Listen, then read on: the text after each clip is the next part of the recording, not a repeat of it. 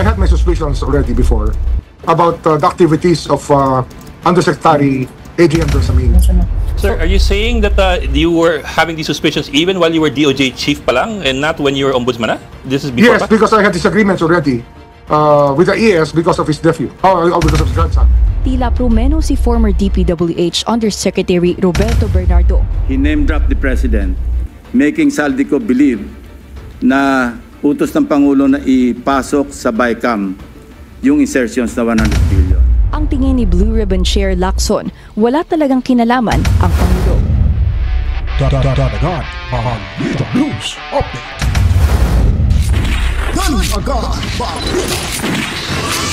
Alright, welcome back. Nagbabalik ko tayo dito ko sa ating munting bahay sa mundo ng social media. Mga kabaitaan, Danagan Balita Reaction Video News Update. Hindi na tayo magtatagal mga kabaitaan. Ngayon po ay ating pag-uusapan itong mga problema ho ngayon sa ating lipunan, lalo na dyan sa Malacanang. Kung alam niyo po, talagang matagal na ho pala itong may gusot dyan. At ngayon po ay klarong-klaro na hindi na ho mapakali ang ilang mga alipores ni Bonget. At lalo na itong si Bonget mga kabaitan at si Payaso Castro. Nang inilaglag na ho dito ni Boy Prescon, itong si Bersamin, no? Si Executive Secretary, dahil itong dalawang ito matagal na pala itong may lamat mga kabalitaan. Kaya sila dyan nag-aagawan kung sino talaga ang kakampihan ni Bonget. Parang medyo pumabor yata dito si Bonget mga kawitaan sa dalawang Rimulya, itong si Renz Verano at si Boy Prescon. At ito naman hong apo sa pamangkin ni Lucas Bersamin, na isang Bersamin din mga kabalitaan, nilaglag sa Malacanang dahil di umano nag-drop name daw ito. Kumbaga idinamay si Bonget para ho sa 100 billion pesos na insertion. Kaya sinasabi ho nilang nag-resign daw, pero alam na ho natin na ito ay talagang may mandato na pinapalayas na dyan sa Malacanang mga kabalitaan. Pakinggan ho natin yung pagbubunyag dito ni Boy Prescon mga kabalitaan, kung saan po inamin niya dito na silang dalawa ay may lamat na ho talaga. Kaya ngayon lumalabas yung mga ganitong pangyayari dahil alam na ho nila mga kabalitaan kung ano ho ang mangyayari sa mga ito bukas makalawa. Si E.S. Bersamin and former DBM Secretary Amenah Pangandaman were of course name-dropped by Zaldico, but even before the videos that he posted on social media, na-mention na rin po si E.S. Bersamin by former USEC Roberto Bernardo. Have you started looking into them, or will you? I was just in a meeting with Yusek Bernardo a while ago to clarify the statements, and I was with the people of the Witness Protection Program of the DOJ and some of the assistant ombudsmen of this office, and we are already vetting the statements of Mr. Bernardo regarding this matter, and let us fall where it may. That is the mandate given to us, and we'll investigate it and prosecute people when the evidence shows that they may be liable for something. Alam niyo po mga kabitan, pag makakausap na ho isa sa mga witnesses itong si Boy Prescon mga kabitan, sigurado ho may magbabagong testimony.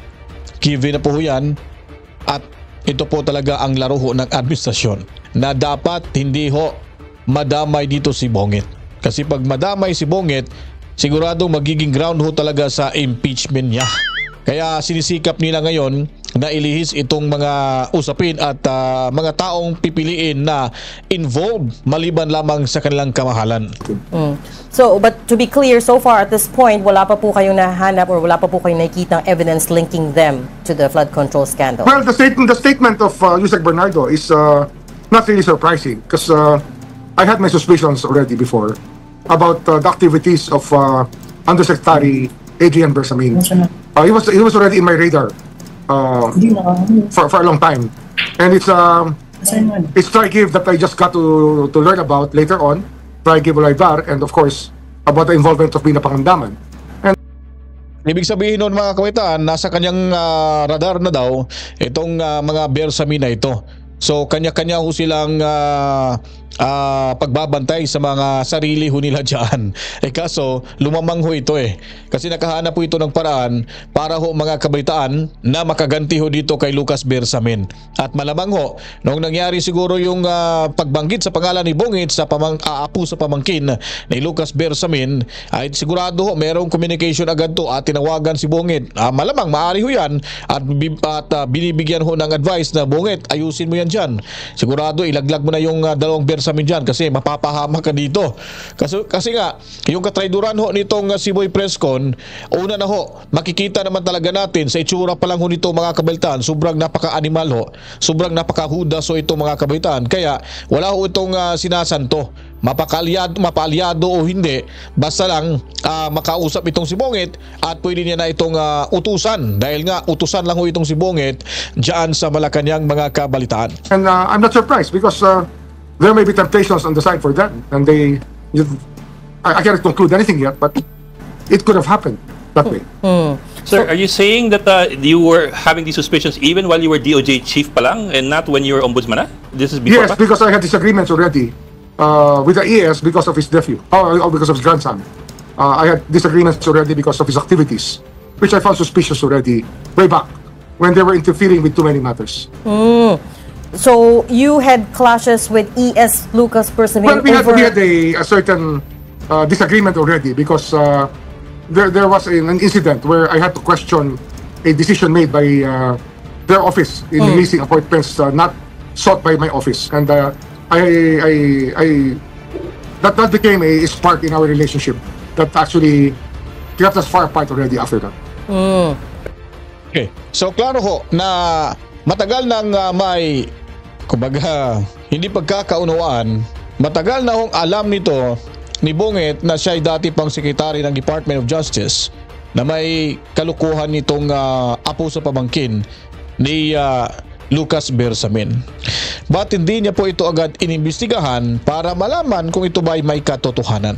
Ba't umabot pa ho dito na kung saan po ay sa pagkakadawit sa pangalan dito ni Bungit mga kabalitaan na una nang binanggit dito ni Saldico na itong si Bersamin na isa ay idinawit yung pangalan ni Bungit dahil ito ay utos di umano ng kanilang hari. Klaro ho, ang ginawa ho dito ni Lucas Bersamin, ni Boy Prescon, dala na ho ng pamimersonal. Kasi inamin niya dito na may alitan sila may hindi pagkakaunawaan. Nung itong dalawang Bersamin ay lumayas o sinipa dyan sa Malacanang mga kabalitaan, nag-take advantage agad itong si Boy Prescon. At kanya daw itong sasampahan ng kasong plunder, slander at kung ano-ano pong kaso mga kabalitaan. So dito ho natin nalalaman na itong si Bungit, akala ko itong si Lucas Bersamin ay malakas dito kay Bungit mga kabalitaan. Lumalabas na ho ang katotohanan na wala na ho pala talagang ibang pinakikinggan si Bungit maliban ho kay Lucas Bersamin na patapaw lamang mga kabalitaan, mas pinakikinggan niya dito si Boy Prescon. So kung iko-connect ko natin yung dots mga kabalitaan, itong pagkidnap nila kay Tatay Digong Duterte, may basbas so ito ni Bungit sa pamamagitan ho ng rekomendasyon nitong si Boy Prescon. At tandaan nyo po, nung kinindap nila si Tatay Digong, umaalibay ho siya. Kunwari ay nasa ibang bansa ho siya mga kabalitaan para hindi ho siya pagdududahan na ito ay utos mismo ng Department of Justice. So unti-unti na ho nating naidudugtong at nalalaman ho ang totoong pangyayari kung sino ho talaga ang pinaka-mastermind. Sa aking sariling pananaw na itong si Tatay Digong kinidnap at ang mastermind dito ay itong si DOJ dating sekretaryo na ngayon si Boy Presco na dyan sa ombudsman mga kabalitaan. Pero sir, that's regarding appointments. That's Yes, not because the behavior of somebody close to the ES should not be countenanced by anybody, especially that this is relative. So at that time, I just let it go. But I knew already that if there's somebody capable of doing it, it was this guy. So to be very clear, Yusek Adrian Bersamin was already on your radar, but was ES Lucas Bersamin also on your radar at that point? Not really. Not Secretary Bersamin. Okay. Not the executive secretary. But I deemed it a bit of a weakness on his part to allow somebody like Adrian to run around the place. And it was very disconcerting for me to see that, because it's hard work. It's hard work as DOJ Secretary. We risk our life every day. And we don't like people like him running around, taking liberties with the power that's given to us in their office. Sir, what about Secretary Pangandaman? You mentioned there may be temptations. I wonder what you mean exactly with that. No, because did you have suspicions about Pangandaman, or because everything is delegated. Everything is delegated to us. Actually, that's the leadership style of the president, and the power given to them to decide on many things may have been tempting, because I did not want to suspect anything until it came to a point I had to think of how these things came to be. Because when Saldico said the statement, I said that there must be a semblance of truth to it, but I have to check more. But it's actually the statement of Yusek Bernardo that really stuck to my head.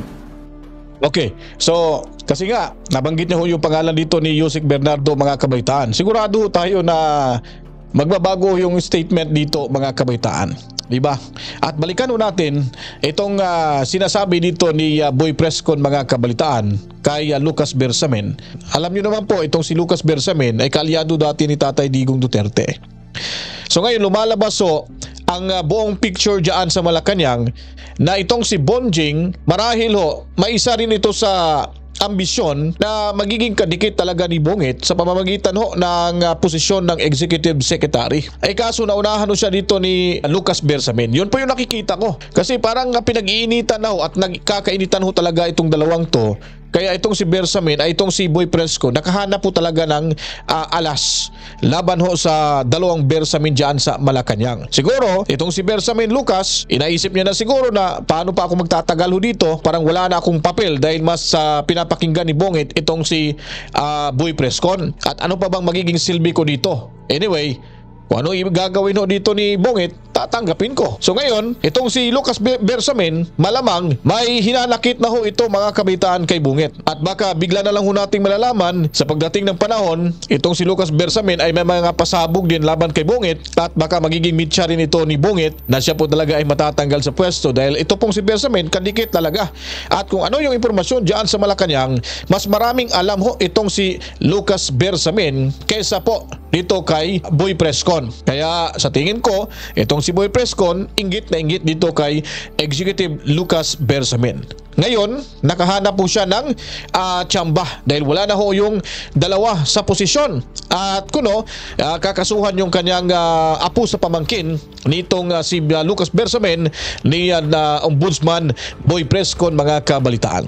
Malaking gulo na ito mangyayari, kaya abangan po natin ang susunod na kabanata sa dalawang Bersamin at nito laban dito kay Boy Prescon. Dahil hindi papayag talaga itong mga Bersamin na ito na titirain ng patalikod itong nito ni Boy Prescon.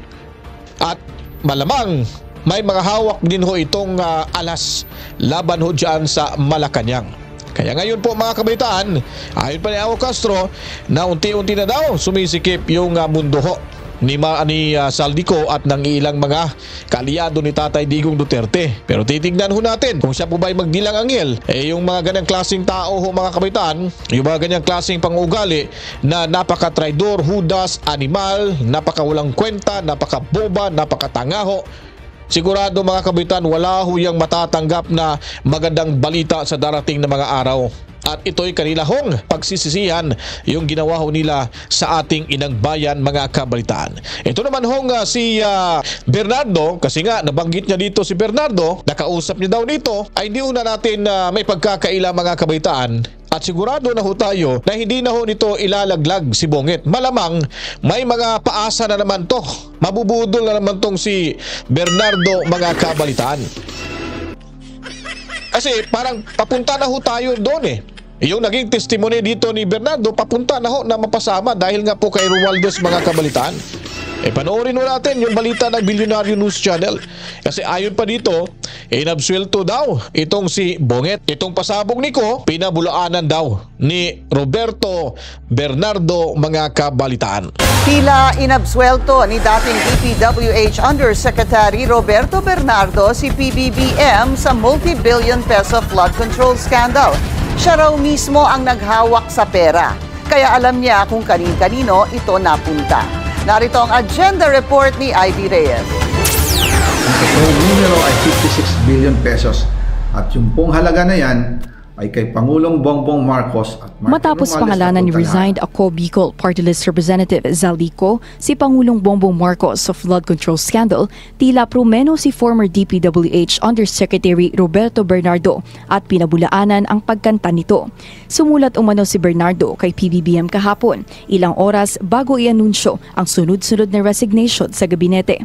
Napag-alaman ko from Undersecretary Bernardo. Itong isa rin to mga kabaitaan, itong isang matandang ulupong, kitang-kita na ho natin na prediktado niya po itong si Bongit. Pag si Gutesa at si Zaldico Diskaya ang nagsasalita ho, kailangan ilapag yung mga ebidensya. Kailangan po may bakita, kailangan may pinirmahang dokumento at nakanotaryo publiko ho ito mga kabalitaan. Pero mamaya papakita ho natin kung bakit sinabi ko po na protektado niya si Bongit dahil po dito sa mga sinasabi ni Roberto mga kabalitaan. Na may mga tao sa Malacanang, not the President, not authorized by the President, who misrepresented him.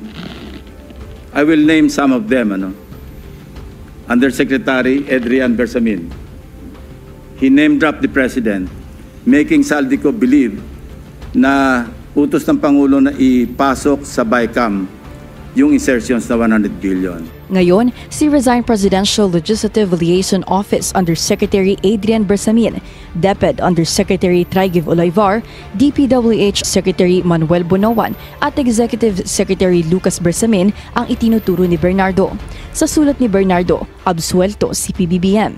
Sa 100 billion pesos daw kasi na ipinasok sa budget, 81 billion lang ang napunta at nahawakan ni Bernardo. Okay, stop tayo dito mga kabalitaan.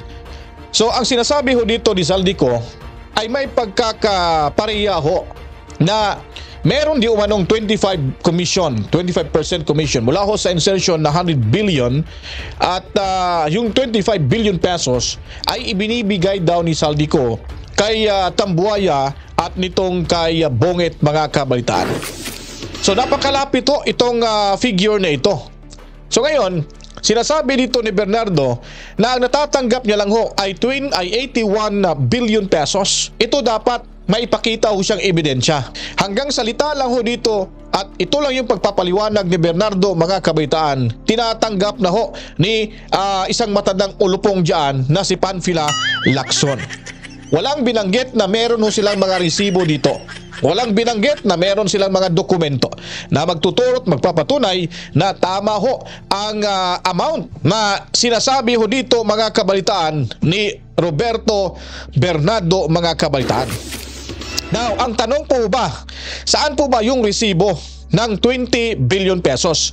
Kasi nga po, si Zaldico nagsasabi na meron ho siyang resibo sa 25 billion pesos. Itong 20 billion, nasaan ang resibo? Dahil ayon pa ho dito, nasa ibang ahensya.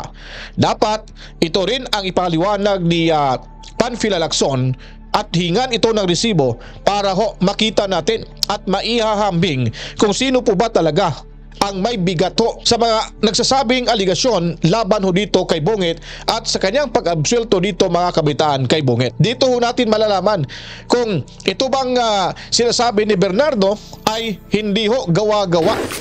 Kumbaga, hindi ho pagkukontra sa naging testimony dito kay Zaldico mga kabalitaan. Ang lagpas 20 billion pesos sa ibang ahensya na raw na isingit. Sa 81 billion pesos, 52 billion pesos dito, personal na hinawakan ni Bernardo, kaya makapagpapatunay daw siya na hindi napunta sa Pangulo ang pera dahil ang dalawang undersecretaries ang kausap niya. Napakabilis intindihin no. So yung 51 billion pesos lang yung nasa kanya. Kaya ho nagkakaroon ng flood control project substandard dahil po yung 51 billion ay hindi na ho yan buong budget para sa mga proyekto. The rest, so maliban sa 25 billion pesos na nasa ayon pa na natanggap ni Tambuaya at ni Bongit, ay meron ho yan, napupunta ho yan sa mga ilang kongresista ho bilang kickbacks ho nila at sa iba pang mga galamay dyan sa kanilang distrito na tinatawag nilang mga district engineer. Kaya tama ho yung sinasabi ho dito mga kabaitaan ni Bernardo. Kaso nga lang, wala siyang ipinakitang resibo ho dito na yun naman po talaga ang ninanais ng Blue Ribbon Committee na kung sa oras ikaw ay magbibintang, ilabas ang resibo. Pero sa puntong ito, parang hindi hininga ng resibo ni Panfilo Lacson at sinabi lamang na naniniwala siya na hindi ho sangkot sa nakawan ng pera sa pera ng ating bayan itong si Bongit mga kabalitaan. I heard Saldico's statement that he delivered 25 billion to President Marcos and Speaker Romualdez, representing the commitment for the 100 billion. This could not be true because I handled the 52 billion pesos and I caused the delivery of the commitment for the 52 billion to Yusek Traigib Olaybar. Personally, Mr. President. Nang tanungin daw ang nakatatandang Bersamin kung anong gagawin sa 52 billion pesos, sila na raw ang bahala dito. Bagaman courtesy resignation ang ginawa ng mga nabanggit na opisyal. The handwritten letter was given to the President yesterday. As I think Monday, Mr. President. Yesterday. And at thereafter, 2 p.m. And thereafter, he asked. There were resignations. He asked for the resignation. In this case, Mr. President, courtesy resignation is a euphemism for firing. Ang tingin ni Blue Ribbon Chair Lacson, wala talagang kinalaman ang Pangulo. Para sa agenda, Ivy Reyes, Billionaire News Channel. So yun po ang sinasabi natin dito mga kabalitaan. Ngayon unti-unti na hong ginapang nila na maiwasan ho na madawit itong pangalang Bongit mga kabalitaan. At itong si Ping Lacson, alam nyo po mga kabalitaan, diyan pa lang ho sa kanilang mga diskusyon sa Senado ay misula hong kinakampihan na ho niya itong si Bongit. Wala hong transparensiya ho ditong ginawa ng Blue Ribbon Committee. Kahit ano pa hong gagawing investigasyon ng Senate Blue Ribbon Committee na ninanais ng taumbayan kung totoo bang may kinalaman dito si Bongit mga kabaitaan dahil sa pasabog na rin ho ni Saldico. At itong laban din kay Romualdez ay lutong Macau na ho yung magiging desisyon ho nila. Kahit sabihin pa natin na may mga ebidensya dahil yung sa isipan nila nakatatak na po na hindi nila dapat idawit, siguradong may kalalagyan at mapaaga ho lumayas dyan sa Malacanang si Bongit, lalo na po itong bagong pasabog ni Senador Amy Marcos na totoo pala ito'y humihit-hito ng utot ng demonyo at namumulboho ng pulbo ni Judas mga kabalitaan. Kaya nakakatakot pag ito'y kanilang idawit si Bongit dahil sila rin mismo dyan sa Malacanang ay isa-isa ring mawawala sa kanilang posisyon dahil sigurado mai-impeach ang kanilang hari o kamahalan. Paano na ho kaya mga kabalitaan sa darating pang mga panahon kung sila talaga ay mananatili ho sa pwesto? Marami ng mga lumalabas ho na mga akusasyon na talagang maninindig ang yung mga balahibo dahil sa hindi nating inaasahan na ito'y kanila palang ginagawa. Isa na ho rito na ang Malacanang ay sinasabing drug din na ni Bongit at yung kanyang pag-aalmusal ay may partida pa huyang marihuan na mga kabalitaan. At lalo na ho, pag ito'y pumapasok sa kanyang trabaho, pag magsisimula na, baka siguro namumulbo na ho ito ng pulbo ni Judas mga kabalitaan.